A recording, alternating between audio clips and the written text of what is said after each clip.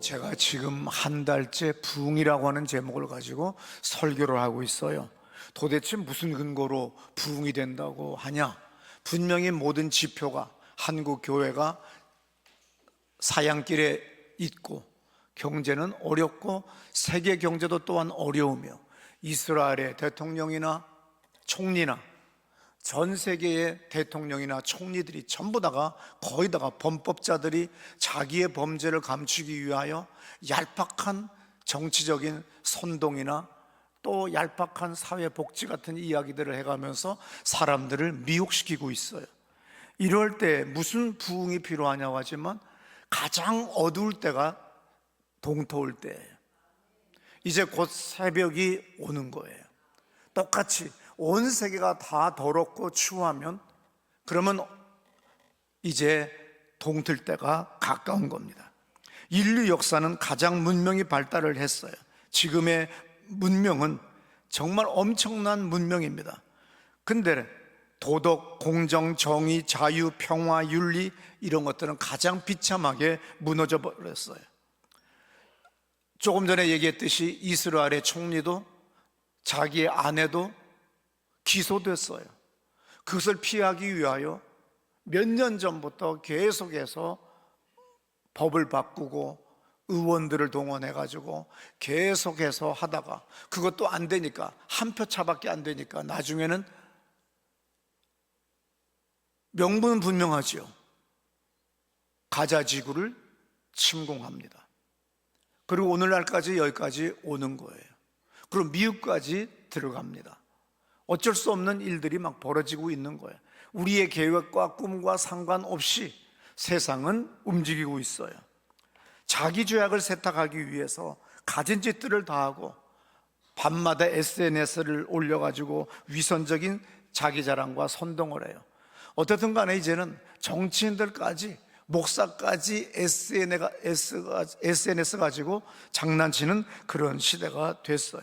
그런데 그 뒤에는 수많은 백성들이 난민이 되어서 언제 죽을지 모르고 언제 어떻게 살아야 될지 미래가 불투명한 그러한 삶을 살아가는 사람들이 우리 지구상에 70억이라고 하면은 7명 중에 1명이 난민이에요.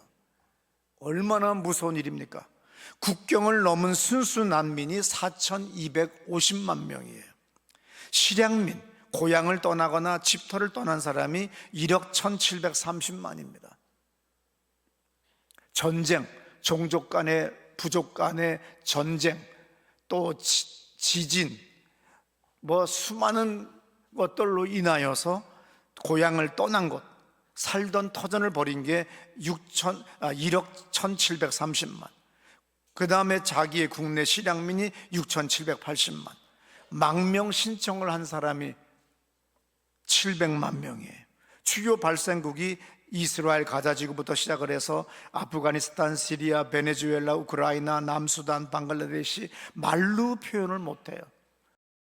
감리교회 창시자 존 웨슬리가 활동하던 시기는 대단히 어두운 시대였어요. 산업혁명으로 인한 극심한 빈부격차입니다. 지금 AI가 온다고 그래가지고서 막 고민들을 하고 앉았는데 그건 아무것도 아닌 거예요. 왜냐하면 AI가 오고 있다는 걸 모두가 알고 있어요. 그리고 준비하고 있는 사람들도 많아요. 그러나 옛날 산업혁명이 배란간 왔을 때 오늘같이 언론 매스컴이 발전되어 있는 것도 아니고 하루아침에 농민들이 먹고 살 길이 사라져요. 그냥 수많은 사람들이 도시로 몰려오기 시작합니다. 그러다 보니까 슬럼가가 형성돼요. 그리고 전염병으로 죽어나가고 제대로 먹지도 못하고 그러니 범죄자가 계속해서 나타나기 시작합니다. 그러다 보니까 나라가 흉흉한 소문만 계속 나요. 비인도적인 노동환경, 도덕적 타락, 알코올 중독, 그리고 무기력한 무능한 교회, 무능한 정치인들, 그리고 자기만을 위하여 살고자 애쓰는 왕, 이런 것들로 말미암아 죽어나가는 건 항상 민초들, 농민들, 백성들에만 불쌍한 거죠. 법 체계가 불공정해서 무전유죄 유전무죄가 됐어요. 이젠 지금은 아무것도 아니에요. 권력이 있으면 다 무죄가 돼버려요. 또 권력이 없으면 유죄가 돼요. 또 권력 바꾸면, 찬탈해서 또 바꾸면 다시 또 유죄가 무죄되고, 전과가 몇 번이나 돼도 당연히 교육감으로, 도지사로, 시장으로 출마하는 걸 부끄러워하지 않는 시대가 오늘의 시대가 됐어요. 아주 뻔뻔한 염치가 없는 시대가 됐습니다. 이것이 바로 영국이었어요. 출애굽기 2장 23절부터 24절에 한번 들어보시겠어요? 여러 해 후에 애굽 왕은 죽었고 이스라엘 자손은 고된 노동으로 말미암아 탄식하며 부르짖으니 그 고된 노동으로 말미암아 부르짖는 소리가 하나님께 상달된지라. 하나님이 그들의 고통 소리를 들으시고 하나님이 아브라함과 이삭과 야곱에게 세운 그의 언약을 기억하사. 여기에 뭐예요? 이스라엘 백성들이 지금 압제 속에, 탄압 속에, 굶주림 속에 하나님 앞에 호소한다는 거예요. 그래서 하나님은 이스라엘 백성들의 그 소리들을, 고통을, 기도를 보았고 들었다는 거예요. 안다는 거예요. 출애굽기 3장 7절에도 맨 뒤에 보게 되면은 그들의 감독자로 말미암아 부르짖음을 듣고 그 근심을 알고.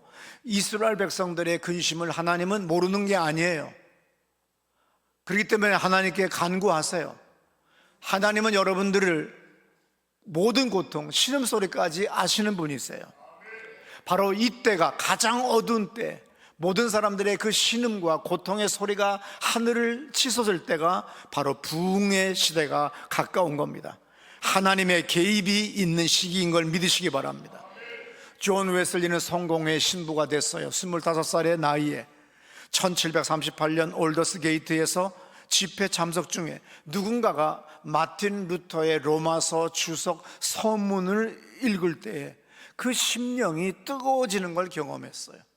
뜨겁다는 말은 또 뭔가, 그래서 원어로 찾아가서 읽었더니 warm, 따뜻해졌대. 그렇게 대단한 건 아닌 것 같아. 그런데 놀랍게도 이것이 대단히 따뜻함을 느끼면서 놀라운 평화를, 그리고 하나님의 감동을 받게 됐어요. 성령 하나님이 우리에게 임하면 표적과 기사가 나타납니다. 1739년 5월 1일 날 표적과 기사가 나타났어요.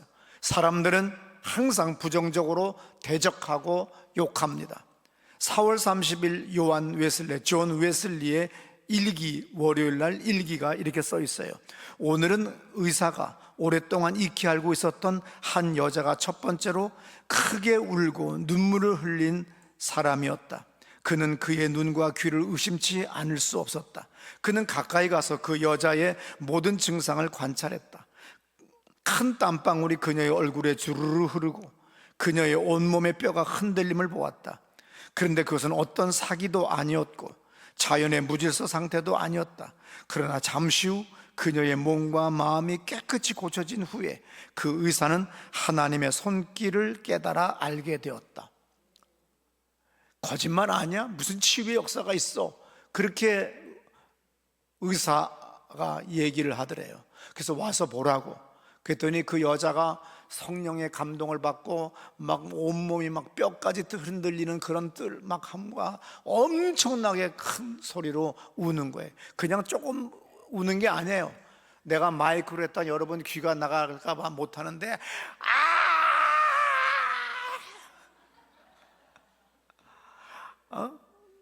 여러분 그 정도 우는, 막 성령이 임하면요 막 어마어마한데 이 얼굴에 그리고 목에 실핏줄이 터져요. 그래가지고는 그 다음에 막 얼굴에 피가 튀어나와요. 멍이 들 정도로. 그러면서 뱃속에서부터 치솟는 기도가 올라오는 거예요. 5월 1일 화요일 1739년 5월 1일 화요일 많은 사람들이 다시 충격을 받았다. 볼드윈 거리에서는 구원의 능력이신 주님을 소리 높여 부르는 다른 몇 사람의 울부짖음으로 내 목소리는 거의 들리지 않았다. 그러나 오늘 존 웨슬리가 설교해봤자 소용없는 거예요. 사람들이 막 소리들을 지르기 시작하고 울부짖고 떼굴떼굴 굴르고, 그러니까는 옆에 섰던 한 퀘이커 교도가 그런 사람들의 일을 모른 채 시침이 때려다가 적지 않은 불쾌감을 느꼈다. 이거 미친 것들 아니야? 이거 광신자들 아니야? 이런 식으로 쳐다보지도 않고 딱 있는데 벼락을 맞은 사람처럼 그 사람이, 비판하던 사람이 넘어져 버리고 그의 고뇌는 보기에도 무서울 정도였다. 자기도 회개하기 시작하는데 그 얼굴에 찌푸러지면서 고통스럽게 울면서 자기의 죄를 참담하게 여기면서 울부짖는 것을 볼 수 없을 정도로 그렇게 돼버렸다는 거예요.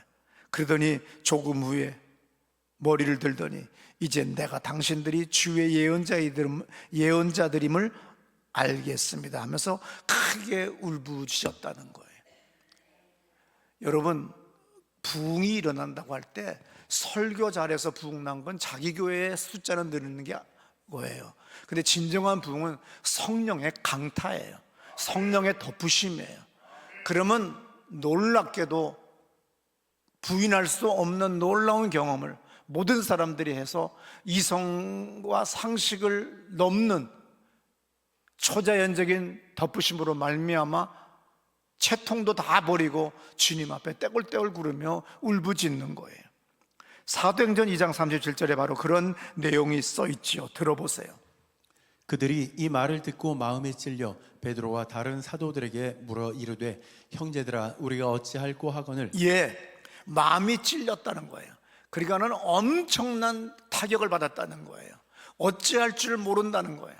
그래서 그냥 막 저절로 막 회개하게 되고 그냥 내 죄를 용서하라고 막 가서 들러붙어서 막 옛날부터는 소위 좀 쌍스러운 편이에요. 생까는 사람 많잖아요. 우리 교회도 좀 잘해주면 하다가 안 해주면 전화도 안 받고 하고 다니고 늘 앞문으로 나가다가 꼭 뒷문으로 나가고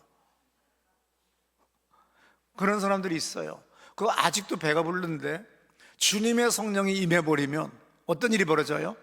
그냥 내가 잘못했다고 먼저 다가가는 거예요. 그러면서 기도회를 다 참석하는 거예요. 그게 은혜가 되는 거예요. 나는 가장 죄송스러운 게 지난주는 설교 잘 준비해 놓고 헛소리를 많이 했어요. 그런데 새로 오신 분이 또 그렇게 은혜로 왔대.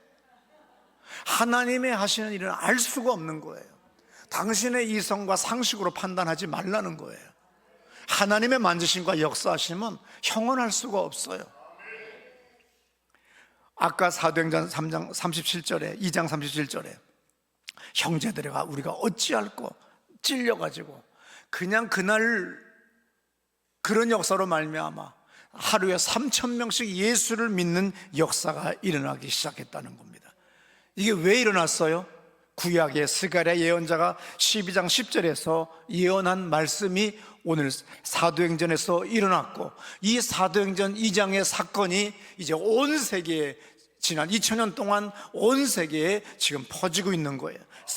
스가랴 12장 10절을 들어보세요. 내가 다윗의 집과 예루살렘 주민에게 은총과 간구하는 심령을 부어주리니 그들이 그 찌른 바 그를 바라보고 그를 위하여 애통하기를 독자를 위하여 애통하듯 하며 그를 위하여 통곡하기를 장자를 위하여 통곡하듯 하리로다. 이렇게 이 말씀이 사도행전 2장에서 나타난 거죠. 세상에 미신이나 무속 행위하는 사람들은 죄악을 회개하라고 하는 건 중요하게 생각하지 않아요. 무당하는 사람 아니면 미신을 하는 사람들은 돈만 주면 되지 회개하세요, 술 끊으세요, 담배 끊으세요, 폭력의 언어를 쓰지 마세요 이런 얘기 안 해요. 돈만 많이 주면 그저 열심히 몇 마디 더 해줘요. 그리고 가만히 있어요. 눈 내리깔고 또 다시 10,000원짜리 또 꺼내면 다시 또 한마디 해요. 50,000원짜리 꺼내면 5분 해요. 그러나 우리 하나님은 돈 중요하지 않아요. 하나님 앞에는 통회하는 심령, 병든 심령, 가난한 심령 가지고 오면 주님이 기뻐하세요. 하나님을 뭐라고 그래요? 우리는 거룩하신 하나님 이렇게 얘기합니다. 거룩이라고 하는 건 뭐예요? 죄와 구별됐다는 얘기죠. 거룩이 뭐예요? 거대시, 분리됐다는 얘기죠. 거룩은 하나님의 본질이에요. 그래서 하나님은 죄와 분리됐기 때문에 도무지 알 수가, 죄와 상관이 없고 죄를 알지 못하는 분이에요. 그래서 오늘 우리가 하나님 앞에 나가려면 레위기 11장 45절의 말씀같이 나는 너희의 하나님이 되려고 너희를 애굽 땅에서 인도하여 낸 여호와라. 내가 거룩하니 너희도 거룩할지어다. 우리의 하나님은 돈 10,000원 원하거나 50,000원 원하거나 여러분들이 헌금 많이 하는 거 원하지 않아요. 깨끗하기를 원하세요. 내게 오기를 원하느냐, 나의 복을 받기를 원하느냐, 그러면 너희들은 먼저 너의 더러움을 던져버려라. 너의 아내에게, 남편에게 함부로 하대하고 무시했던 것들을 버려라. 오늘날 텔레비전 프로그램들이 왜 이렇게 남편을, 아내를 무시하는 프로그램들이 많아졌는지 몰라요. 그러다가 어느 텔레비전 프로그램에서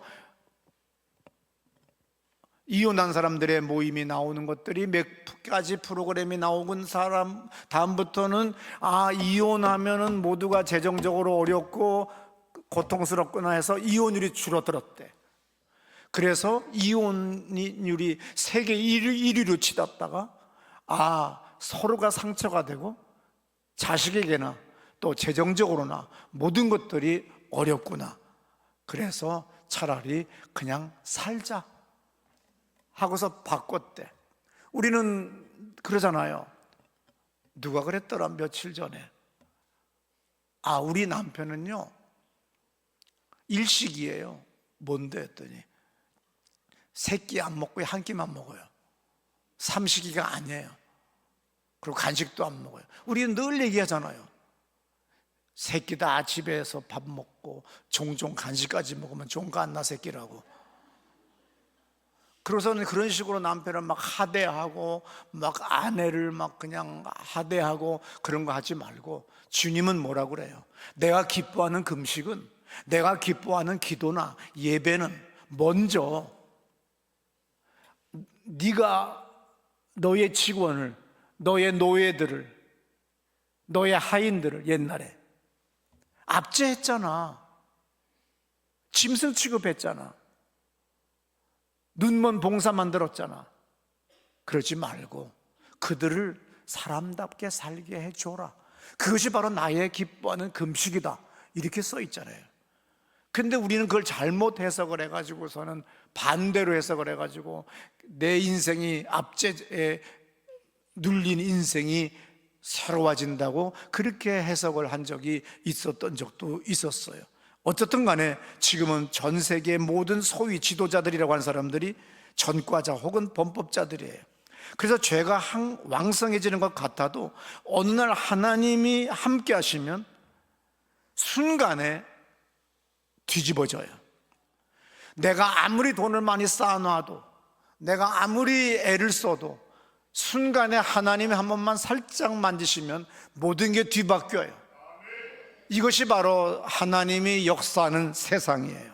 믿으시기 바랍니다. 이것은 바로 하나님의 영역에 속하는 건데, 하나님이 역사하면 바로 그때부터 부흥이 일어난다는 거죠. 베드로후서 1장 4절에 이런 말씀이 있어요. 이로써 그 보배롭고 지극히 큰 약속을 우리에게 주사 이 약속으로 말미암아 너희가 정욕 때문에 세상에서 썩어질 것을 피하여 신성한 성품에 참여하는 자가 되게 하려 하셨느니라. 신성한 성품에 참여하는 자가 되게 하려 하시는 것이 하나님의 뜻이에요. 베드로후서 1장 4절에 보면 공동 번역에 이것을 뭐라고 하냐면, 이 세상의 부패에서 멀리 떠나 하나님의 본성을 나누어 받게 된다는 거예요. 우리가 회개를 하게 되면 어떤 일이 벌어져요? 하나님의 본성을 나누어 받게 돼요. 조금씩 나누어 받았지만, 그러나 내가 큰 죄인이라는 걸 느껴요. 그 전까지는 죄라고 느끼지 않았던 것들이 사소한 것까지 죄라고 느껴져요. 그러면서 내가 부족하다고 느끼고 고백하고, 그러다 보니까 모두가 다 서로를 높여주고 존중해주고 하나가 돼서 부흥의 역사가 일어나는 걸 믿으시기 바랍니다. 그래서 존 웨슬리가 회개한 다음에 어떤 일이 벌어져요? 1만 명이었던 그 감리교도들이 7만 명으로 부흥하고, 그 다음에 미국으로 가더니 수백만 명이 됐어요. 그리고 노예 혁명의 근거를 만든 사람에게 영향을 주어서 노예 해방이 되는 역사적인 세계사적인 일을 바로 존 웨슬리 35살 된 사람의 회개로 말미암아 감리교회가 탄생하고, 그리고 노예가 해방이 되고, 그리고 수많은 사람들이 변화되는 부흥이 일어나는 거예요. 내 교회에만 숫자 늘어나는 건 부흥이 아니에요. 그건 성장이에요. 오늘 사회를 변화시켜야 돼요. 나라를 변화시켜야 되고, 바다 건너 다른 나라까지 영향을 줄 수 있는 부흥이 일어나는 것, 이것이 진정한 부흥을 우리가 꿈꾸는 겁니다. 아무쪼록 베드로후서 1장 4절 끝에서 뭐라고 그래요? 이 세상의 부패에서 멀리 떠나 하나님의 본성을 나누어 받게 하게 하시는 것이 주님의 뜻이에요. 도덕적인 것을 넘어서 초윤리적인 행동과 삶을 살 수 있는 존재로 바뀌어요. 얼마나 놀라워요. 성령 하나님이 임하시면, 우리가 회개를 하고, 회개를 하면 한 사람 한 사람이 하나님의 본성을 나누어 받게 돼요. 그러면 우리는 도덕과 윤리와 상식과 이성을 넘는 행동들을 하는 사람이 돼요. 어때요? 군대에서 어떤 소대장이 수류탄 던지는 훈련을 하다가 어느 병사가 잘못 던져가지고 거꾸로 반대로 떨어져요. 이때 자기 몸을 던져서 자기가 그 자리에서 즉사하고 많은 병사들을 살리는 장면이 나옵니다. 그리고 언젠가 신오쿠보 역이라고, 니시신주쿠 역에서 한정거장 위로 올라가면 신오쿠보라고 하는 역이 있어요. 거기에 그 당시 26살 된 우리나라 청년이 술 먹은 남자인지 일본 사람이 전철에서 선로로 떨어졌어요. 이때 일본인 사진 작가와 이 청년이, 우리나라 청년이 뛰어내려서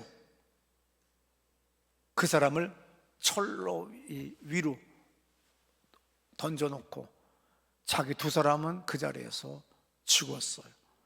왜냐하면 달려오는 전철을 막을 수는 없고, 속도를 아무리 줄여도 뛰어나올 수가 없으니까 거기서 두 분이 사망했죠. 내가 다음에 일본 부흥회 가면 그 다음 역에 제가 숙소를 항상 정하기 때문에, 내가 다음에는 내가 저분 묘에 꽃이라도 하나 갖다 놔야 되겠다. 왜? 일본 사람들도 지금도 20년이 넘었는데 꽃을 갖다 놔요. 이 숭고한 정신. 우리는 어떤 사람이 바다에 빠졌어요. 그랬더니 그 사람을 구조하기 위하여 가서 구조해놓고 내가 죽는 일이 벌어져요. 미친 거 아니야? 우리는 그렇게 얘기해요. 그리고 우리는 자식들한테 얘기합니다. 누가 물에 빠져 넣는다 하면 안 돼, 막 혼내요. 누가 철로에 떨어졌을 때 들어가면 안 돼 하고 막 가르쳐요. 우리는 매우 이성적인 부모님이 있어요. 그런데 그 사람들은 그러면 이성이 없냐? 그러면 정신 나간 거냐? 귀신 들린 거냐? 아니에요. 그것은 뭐냐면은 조셉 캠벌이라고 하는 사람이 내가 바로 그것이다. 다 같이 시작. 내가 바로 그것이다. 그러니까 네가 바로 그거다 이거야. 물에 탁 빠졌어요. 전인석 집사가. 나보다 살쪘어. 90kg야. 나는 49kg고. 근데 난 뛰어들어가. 건지겠다고. 그리고 살려. 간신히 밀어서 어떻게 해서 살렸는데 나는 꾸르륵 하고 죽어요. 왜? 전인석이가 나고 내가 전인석이야. 네가 바로 그것이다. 그래서 순간에 우리는 상식, 이성, 모든 것을 다 뛰어넘어서 물속으로 뛰어들고 불 속으로 뛰어들고, 내 새끼가 집 불난 화재 속에 있으면 할머니가 그냥 손녀를 구하겠다고 막 뛰어들어가는 게 뭐야? 내가 바로 그것이야. 아시겠어요? 그게 바로 나야. 교회에 대한 생각도 그래야 돼요. 교회가 바로 나고, 내가 곧 교회고, 교회가 바로 나다. 교회의 머리는 예수 그리스도고 예수 그리스도가 교회를 세우기 위하여 십자가에 못 박혀 죽으셨다. 하나님은 독생자 예수를 이 땅에 교회를 세우기 위하여 예수를 보내셨다. 이것이 분명하게 각인돼야 되는데 그것이 안 되는 거죠. 근데 바로 그것이 돼야 되는 거예요. 아, 이 교회가 어렵네. 나 떠나자. 이게 아니라 이 교회가 어려우니 내가 철야 기도해야 되겠네. 이 교회가 어려우니 내가 헌신해야 되겠네. 이래야 되는데 이 교회가 빚이 많아? 아, 그럼 난 딴 교회 갈 거야. 이런 인간들은 저주받아요. 꼭 받아요. 나는 옛날에 얼마나 그런 것들을 많이 받는지 몰라요. 그러나 여러분들은 교회를 지켜주셨고 여러분들은 저를 세워주셨어요. 그렇기 때문에 오늘의 이 교회가 된 거예요. 비닐하우스에서 어떻게 여기까지 올 수 있겠어요? 어떻게 지하실 교회에서 12년 만에 이 예배당을 건축할 수 있겠어요? 그건 하나님의 하심이에요. 여러분같이 헌신하는 사람들 때문에 되는 거예요. 교회가 빚이 많다고 한다면 그럼 저는 산술적 계산을 하고 있는 거예요. 하나님의 역사는, 하나님의 축복은 산술적 축복이 아니라 기하급수적이에요. 기하급수를 넘어서 놀라운 초자연적인 역사가 일어나는 거예요. 그런 인간들에게는 교도소 문 밖에 안 보이는 거예요. 하나님의 역사는 놀라워요. 여러분이 내가 바로 그것이다. 내가 바로 교회고 교회가 바로 나야. 교회의 머리는 예수 그리스도야. 하나님이 그리스도를 통하여 교회를 세우셨어. 죽기까지 해서 세우셨어.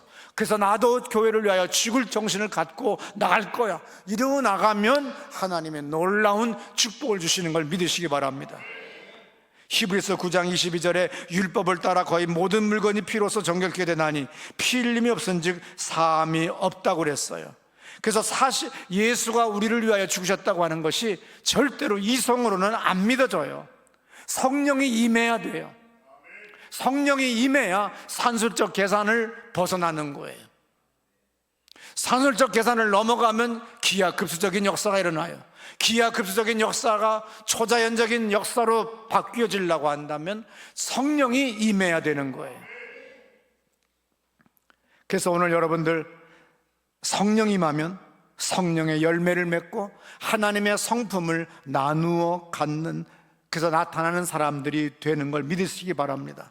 그래서 그 다음부터는 뭐가 돼요? 성령의 열매를 맺는 사람으로 변화가 됩니다.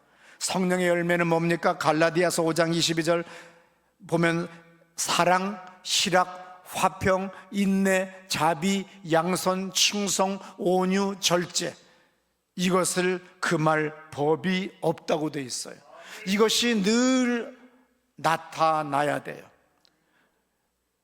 이것이 나타나지 않는다고 한다면 아직도 여러분들은 육에 속한 사람이에요. 성령에 속한 사람은 오늘 이 9가지의 열매가 나타나야 되고, 베드로후서의 1장에 있는 말씀과 같이 하나님의 역사가, 하나님의 마음이, 하나님의 그 모든 성품이 우리에게 드러나는 걸 믿으시기 바랍니다. 이러할 때 놀라운 부흥이 여러분들의 사업에, 가정에, 이 교회, 이 나라에 임하는 걸 믿으시기 바랍니다. 우리 다 자리에서 일어나셔서 우리 기도하실 때, 하나님, 사람의 힘으로 안 됩니다. 우리의 뜻으로도 안 됩니다. 오직 하나님의 성령이 임하셔야 됩니다. 아버지 하나님, 오늘 이 자리에 참석한 모든 사람들의 머리 위에, 저들의 육체 위에 성령이 임하기를 원합니다. 우리 다 같이 두 손 들고 기도합니다. 성령님,